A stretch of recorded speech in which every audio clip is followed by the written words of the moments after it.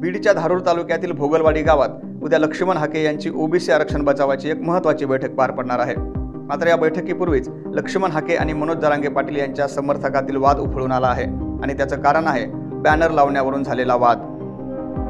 धारूर तालुक्यातल्या भोगलवाडी गावात उद्या ओबीसी आंदोलक लक्ष्मण हाके यांची एक महत्त्वाची बैठक पार पडणार आहे आणि या बैठकीत ओबीसी आरक्षण बचावाच्या संदर्भात चर्चा करण्यात येणार आहे। त्यासाठी ओबीसी समाजाकडून बॅनर देखील लावण्यात आले होते। मात्र मध्यरात्रीच्या सुमारास ओबीसीचे बॅनर हटवून त्या ठिकाणी मराठा आंदोलक मनोज जरांगे पाटील यांचे बॅनर लावण्यात आले आहेत। त्यामुळे दोन्ही गट आमने सामने आल्याचं पाहायला मिळालं। बॅनर लावण्यावरून मराठा आणि ओबीसी कार्यकर्ते सध्या आक्रमक झाले आहेत। त्यामुळे परिसरामध्ये सध्या तणावाचं वातावरण आहे।